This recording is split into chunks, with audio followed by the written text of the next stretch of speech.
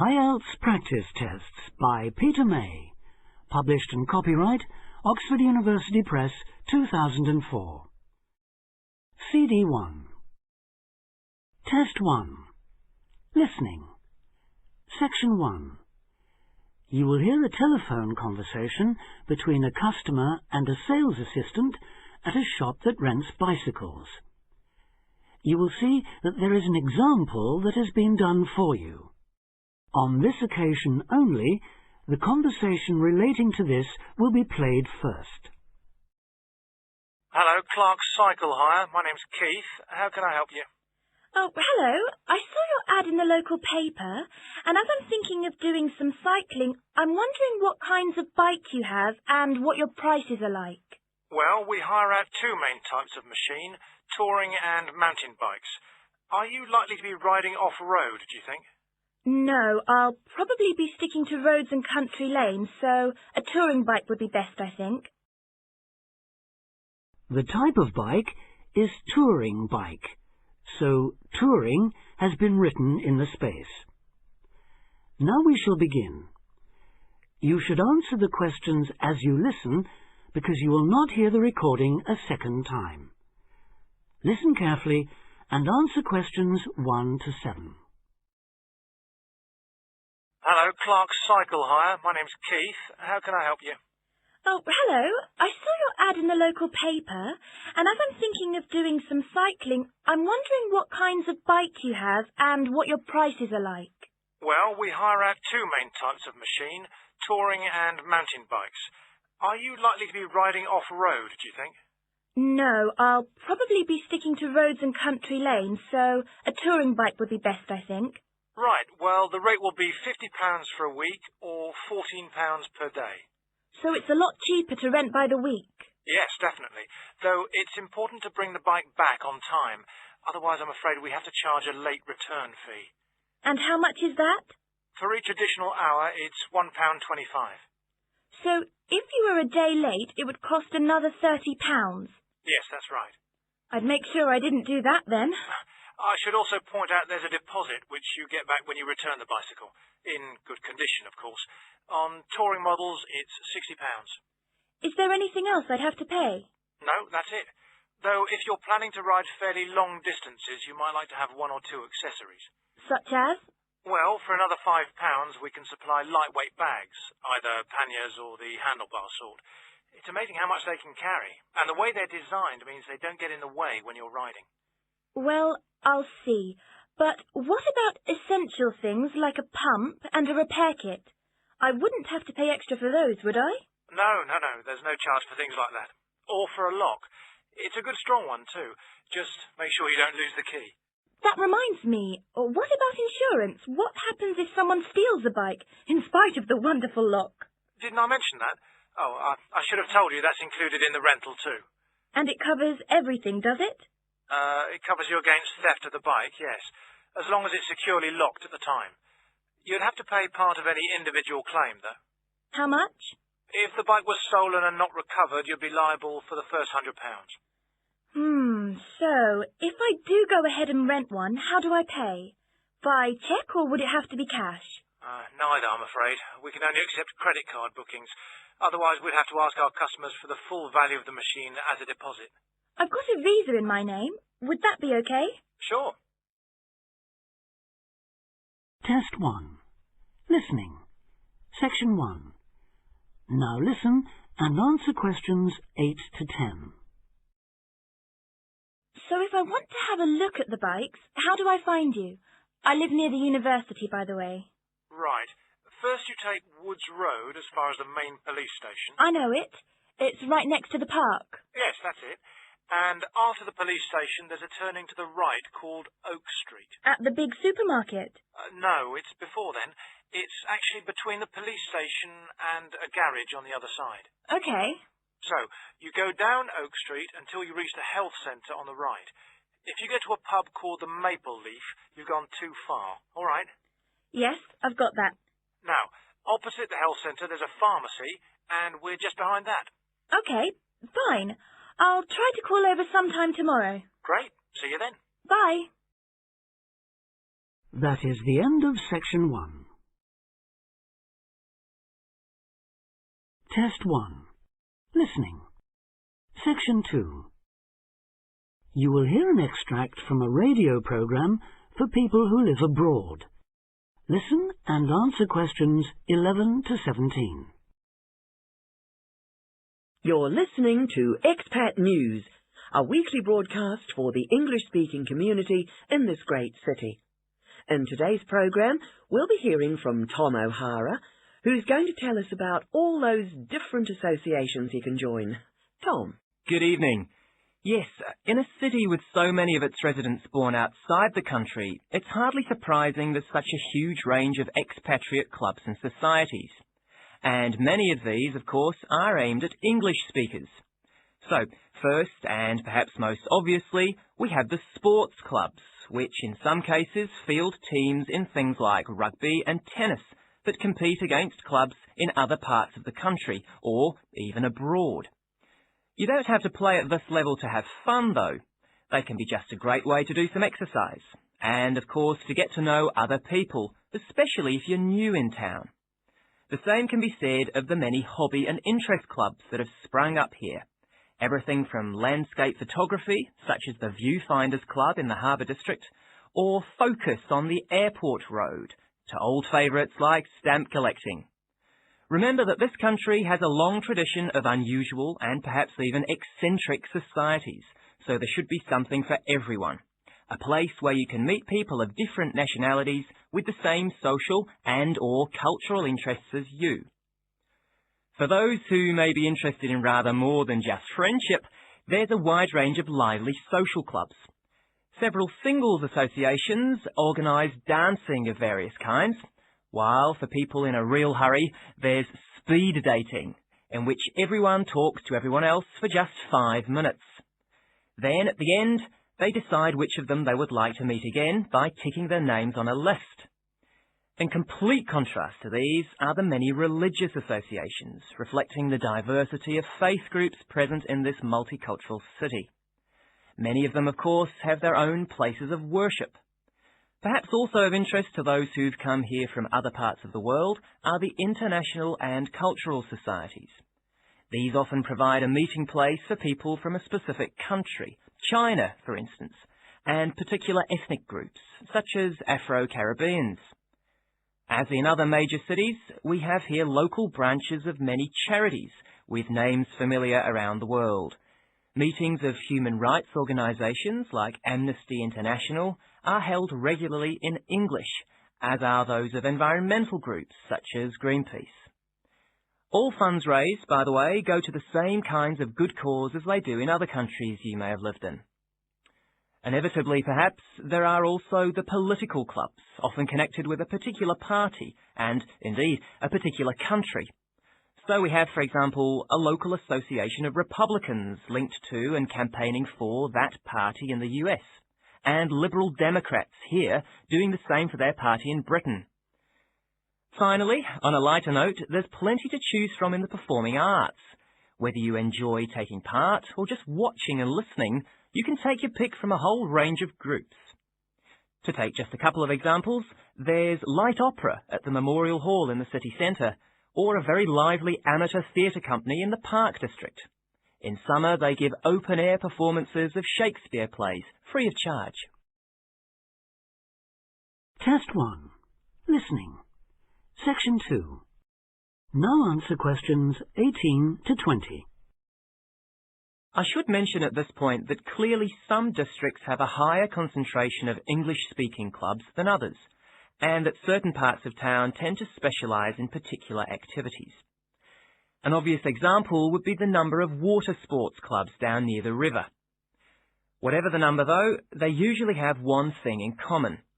With the exception of a few associations linked to particular countries and supported by their embassies here, in the vast majority of cases, it is the individual members who fund them, so an entry fee or a subscription will be charged. You may be used to council-subsidised sports centres and the like in your home country, but I'm afraid that's not the case here. Assuming you can afford it then, you can be fairly sure that somewhere out there you'll find a club that caters for your own particular fascination.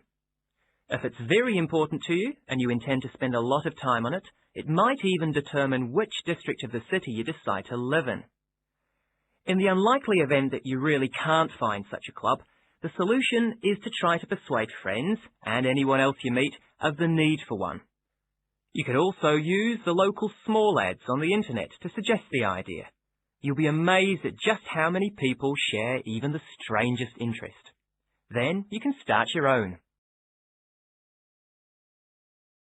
That is the end of Section 2. Test 1. Listening. Section 3. You will hear a tutor and 2 students discussing the best ways to study. Listen carefully and answer questions 21 to 25.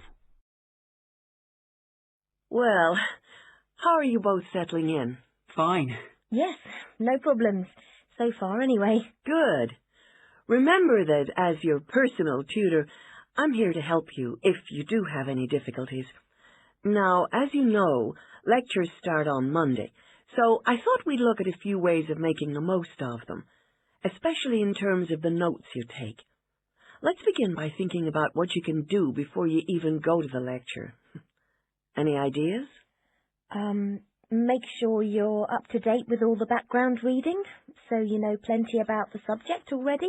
Yes, that's essential. The lecturer will assume you have that knowledge. Anything else, Carlos? Well, check what the topic's going to be. Of the lecture, that is. I'd go a bit further than that and consider what the content may be. Then you could ask yourself some questions that you want answering, and listen out for the relevant information during the lecture. Okay. Now that brings us to the lecture itself and the actual business of writing notes. But there's a lot to deal with there, so we'll come back to that later. What I'd like to do for the moment is continue with the process of note-taking and move on to the next stage. Any suggestions for what that might be? When the lecture is over, you mean? Yes, once you're able to sit down somewhere quiet with your notes. Read them? More than that, you need to make sure they'll still make sense to you weeks, months later. Edit them? Yes, that's what's needed. It's well worth spending a few minutes on it. Any missing words, anything difficult to read, things you didn't have time to jot down, now is the time to do so, while everything's still fresh in your mind. Right. And after that, when's the best time to revise them? When do you think, Carlos? I'd say just before the next lecture, in the same subject. Precisely. That's a vital time to look at them again, for obvious reasons. But it's definitely not the only time. When should you revise them again? A month later, maybe? Sooner, and much more often than that. I'd recommend you look at them again once a week. That's why it's so important they're complete and easy to follow. Test 1. Listening. Section 3. Now answer questions 26 to 29. Right. Let's go back to note-taking and begin with the basics before the lecture has even started.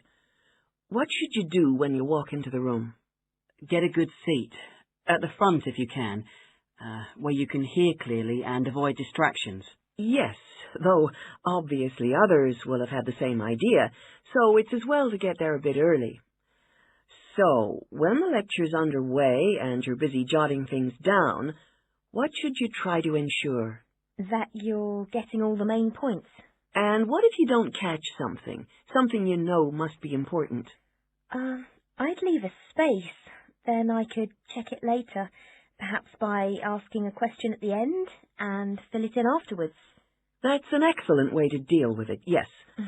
And there's something else I'd like to mention here. Talking about going through notes afterwards, it's absolutely vital that what you write is legible for one very good reason. It saves time. You'll waste many hours during the course if your revision is held up because you can't read what you've written. Okay, what else can we do to make listening and note-taking more efficient? Well, I always listen out for signpost words. Sorry, What are they? They're the ones lecturers use to say where they're going. A bit like a signpost at a road junction, I suppose. Things like, the first reason is, however, to sum up, and so on. Yes, they can tell you when something important is coming, and help you organize your notes, too. Test 1. Listening. Section 3. Now answer question 30. Is there anything else you can add, Carlos? There's something I think's very useful, but it's later, after the lecture is finished. Yeah, that's fine. Go on. Well, what I do is go through what I've written down, summing up the main points in a few words in the margin, on the left-hand side of the page. I try to use words that'll jog my memory, so that I can remember what everything's about when I look at them again. Yes, that can work very well. What some people do to review their notes is cover up their full notes from the lecture, maybe with a piece of paper or a card, and concentrate just on what they've put in the margin, trying to recall the details. Then they move the cover down a little and check whether they were right. Or you could put your main points on another piece of paper and clip them together. Instead of covering and uncovering, you just hold a page in each hand. Sure. It's down to personal preference, really. Everyone has their own learning style. That is the end of section 3. Test 1. Listening. Section 4. You will hear part of a lecture about a place called Key.This. Listen carefully and answer questions 31 to 36. Good afternoon. Today, we're continuing this series of talks on the development of the Australian outback with a look at Key.This, the desert town of opal mines and underground living, which lies 860 kilometres north of Adelaide and 690 south of Alice Springs. The inaccessibility, harsh climate and almost total lack of water made it a highly unlikely place for human habitation. But that all started to change in 1915 with the discovery there of opals, the precious stones which seem to change colour according to their surroundings. Settlements were established following the First World War, when soldiers returning from the trenches of France brought with them the techniques of living below ground in dugouts. The depression of the 1920s and 30s led to many prospectors leaving, but the town boomed again in the late 1940s, when shallow new opal fields were discovered, and immigrants from Europe arrived in large numbers after the Second World War. It must be remembered, though, just how hostile conditions were. Daytime summer temperatures reached well over 50 degrees centigrade, winter nights were bitterly cold, and dense dust storms regularly blanketed the town. To cope with this, more and more people began living in disused mines and purpose-built subterranean houses, where the temperature remains at a comfortable 25 degrees all year round, so that eventually around 70% of the town's inhabitants had made their homes beneath the surface. This led to the construction of hotels and even churches below ground, as well as an entire underground shopping centre, the only one in the world. Test 1. Listening. Section 4. Now answer questions 37 to 40. Perhaps not surprisingly, this has now led to the emergence of a secondary industry, tourism.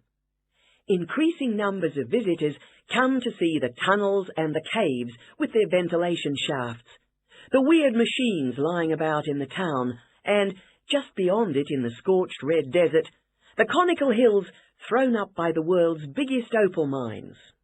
It's a logical stopping place for travellers too. The nearest town to Key.This is Woomera, in the prohibited area once used for launching space rockets, but even that is an enormous distance away. Within the town itself, There are plenty of hotel rooms and a number of ethnic restaurants. Remember that Coober Pedy is one of the most multicultural places in Australia, with an estimated 45 nationalities represented, and its very own Opal Museum. A short distance from town, there's a section of the enormous barrier that runs thousands of kilometres across the country, the Dingo Fence, which is meant to keep these predatory wild dogs out of the sheep farming areas.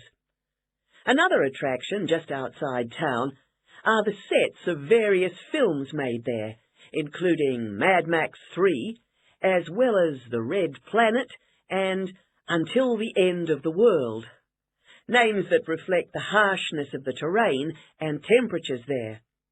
The name Coober Pedy, incidentally, comes from an Aboriginal expression meaning white man's hole in the ground.